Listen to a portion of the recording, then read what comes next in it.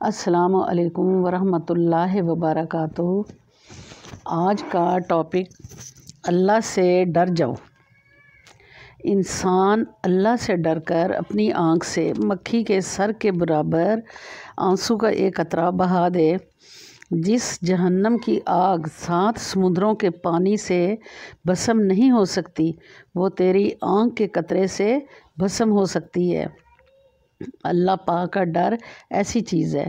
صحیح بخاری کی حدیث ہے، کائنات کے سردار محمد صلی اللہ علیہ وآلہ وسلم نے فرمایا، ایک آدمی کی ساری زندگی گناہوں میں گزر گئی۔ جب اس کی موت کا وقت آیا تو اسے فکر پڑ گئی کہ اللہ کے پاس جا کر کیا منہ دکھاؤں گا، اللہ کو کیا جواب دوں گا۔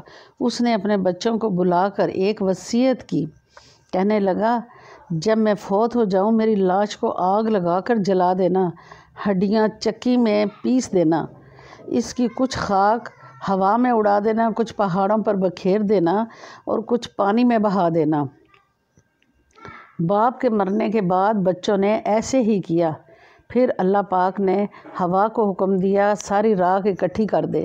اللہ کریم نے بندہ بنا دیا اور فرمایا، اے میرے بندے، تو نے یہ کام کیوں کیا؟ اس کے منہ سے کیا الفاظ نکلے؟ اللہ، مجھے تیرا ڈر آ گیا تھا، میں نے تجھ سے ڈر کر یہ کام کیا۔ اللہ کریم فرمائیں گے، اگر تو مجھ سے ڈر گیا تو میں نے تجھے معاف کر کے جنت الاٹ کر دیا۔ سبحان اللہ۔ صحیح بخاری میں ہے، کوئی بندہ کہیں اکیلا بیٹھ کر اللہ تعالیٰ کو یاد کرتا ہے اور اللہ تعالیٰ سے ڈر کر اس کی آنکھوں میں آنسو آ جاتے ہیں، قیامت کے دن یہ بندہ اللہ کی رحمت کے سائے تلے ہوگا۔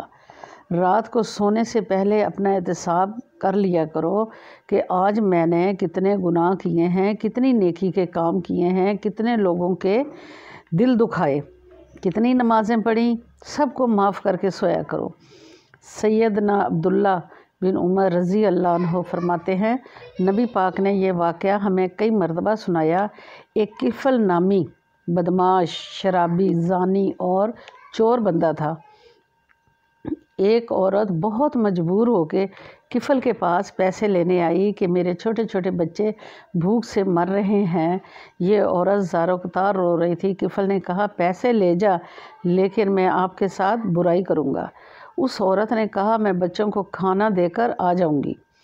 جب عورت واپس آئی، کفل برائی کرنے لگا۔ وہ عورت زار و قطار رونے لگی اور اس کا جسم تھر تھر کانپنے لگا۔ کفل نے کہا، تو پریشان کیوں ہے؟ یہاں ہمیں دیکھنے والا کوئی نہیں۔ عورت نے کہا، میں اس لیے رو رہی ہوں، کل قیامت کے دن رب کو کیا جواب دوں گی؟ کفل، اللہ سے ڈر جا، اللہ کو کیا منہ دکھاؤں گی؟